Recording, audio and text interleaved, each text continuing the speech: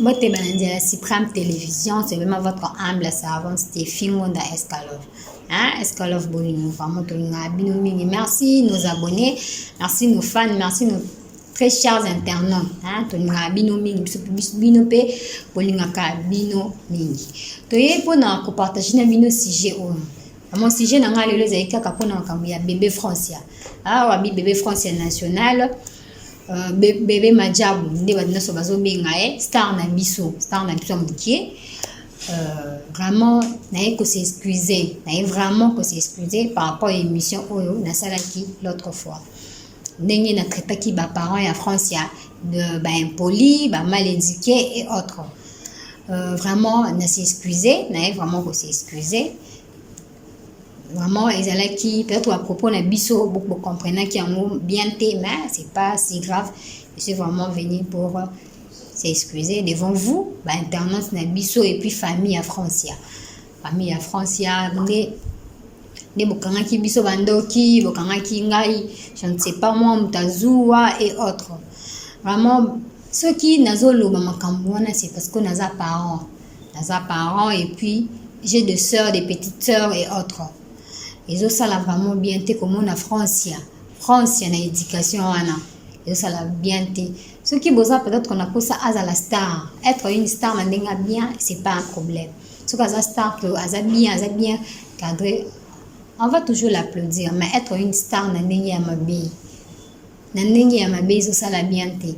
Balobaka éducation, bazwaka on ndaku, l'école, église et puis environnement. France déjà école dans la bande classe parce qu'elle est encore trop petite. Mais à la maison, peut-être beaucoup qui encadrer moi na bino. Bon, encadrer d'une manière. Ou peut-être que ça la fierté na bino. Donc ce qui peut être le lobo que à la star pour que ameme na bino mamono. Mais ce qui peut être bozu bilo comme lame parce que voir bilo comme lame botie na mutu. Je vous dis que beaucoup bénéficier plus au bozu alelo. Parce que ceux qui bossent bien, botier na mutu, bopesi ba formation, la médication est bien, beaucoup bénéficier plus. Beaucoup bénéficier vraiment plus, je vous dis, beaucoup bénéficier plus na moi na bino. Parce que ces paroles, ces gestes, ils ont traité que mon a éduqué. Ils ont qui c'était que France a éduqué par rapport à Malobane, Bimisaka, gestes et autres. Et je qui s'attaque qui a éduqué. Na binut bosser la neba vidéo.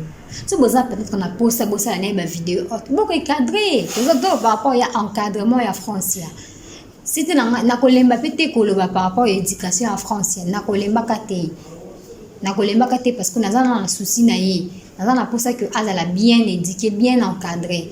Parce que balobaka éduquer une femme, c'est éduquer toute une nation. Les bozomone fillettes, petites filles, lobby en coma, grandes dames et autres. Éducation est que vous allez nini. Mais il y a un peu côté à la page mususu. Côté vraiment la page mususu, bande comme mususu, ba publier qui. Tout autant et le monde a bino ba commentaire. Il y a bateau bazar pour biso, na bateau bazar pour France, na bateau bazar contre ngai, na bateau bazar contre France. Ensemble, na bino de tomber un peu ko tanga. Tanga vraiment elongo là-bas commentaire oyo tout le monde qui a oyo est intéressé qui biso trop. J'ai pitié de ces parents qui ratent l'éducation de leur fille. La maman pense mieux faire son argent peut-être. Bozo mona bandeko na ebité mbatu bazo regretter par rapport à l'éducation à France. Éducation française est bien té.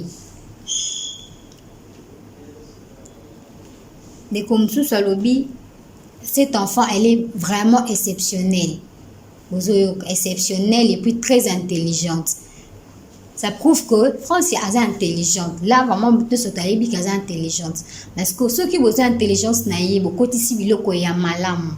Je vous dis, à cause de la honneur, quand il y a bisoté, quand il y a famille, mais il y a Congo mobile. Tout ça peut être exemple, il y a bébé Chloé l'Africaine. Donc, ceux qui l'ont besoin France vont encadrer un bien par rapport à l'intelligence, oh, il y a ça dans mon de quoi outil koloba. Bon, mon a qui éducation na moi na bino, to famille na bino et cause honneur. Le mal est devenu normal. C'est triste pour cette petite innocente. Bandeko, to me campe kolo. bozo mona bandeko nde bazali ko déplorer. Donc mabe ekomi malamu eza spasi mpona mwana. Et à cet âge, pardon, les parents sont fiers. Vous voyez? Un enfant mal éduqué, elle ne respecte même pas les adultes. C'est vraiment malheureux. Cette petite fille, elle est vraiment impolie et ses parents sont contents de ça. Un jour, vous allez regretter de l'éducation. Te ebite bandoki on peut kato bimi ebele. Parce que ngape bokanga ndoki nalingi mwana bino te. Ndoki na ndenge ya malamu. Parce que ndeko pa lobi. Ba parents ya France ya beaucoup regretter un jour par rapport à l'éducation. Oh bino bozo pesa mwana bino. Ndeko musu a lobi. Est-ce que réellement France y vit avec son père ou sa mère dans le même endroit? Si son père n'est pas là, ils peuvent aller au moins récupérer l'enfant chez sa maman parce que elle éduque mal sa fille. Il faut protéger cet enfant, son éducation et son avenir est en danger. Un enfant mal éduqué, elle vient de sa maman. Que l'éducation en France, il y a l'éducation où les autres parents naïs. Yango peka bandeko bazoloba. Eza le même éducation où yi azoza pa ba famille naïe, ba parents naïe. Ndeko mso alobi, elle est vraiment jolie. Faut bien l'encadrer parce que son éducation est vraiment en danger. Bandeko pourquoi exposer la petite fille comme ça? Elle est vraiment jolie. De quoi réclamer pourquoi exposer moi en ndenga mabe? Pour me un peu recadrer. Cette petite m'a fait tellement mal. Ouais? Oh mon Dieu, aide-la. Elle est vraiment mal éduquée. Une inconsciente manifestée, une éducation ratée. Elle est conséquence. Elle est très impolie. Vous avez pris son impolitesse pour un blague. Bandeko. Tous à la peine, tous à la coupe, au milieu du village. Tout le temps, il a commenté pour tous les makate. Ne bandeko bazo commenter. Une éducation de base détruite. Rendez-vous dans quelques années. Ah, bébé Madjabou, vraiment. Tu es magnifique, sauf que ton encadrement n'est pas bon. Et puis, tu es sorti d'une famille maudite. Va à l'écodim, si sera. Et si ça sera mieux pour toi. Maman, botinda mwana oyo na église parce que azo mérité te obino bozo pesa nanda. Elle n'a que 3 ans. Si vraiment botier atteint la maternelle, comment est-ce qu'on peut développer intelligence naïe? Un enfant impoli vraiment. C'est malheureux.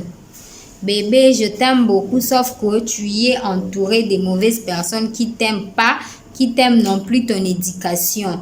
Oh, bazo monate avenue na yo ya lobby, bazo bénéficier na intérêt na yo. Bandeko vraiment tokomi na suka.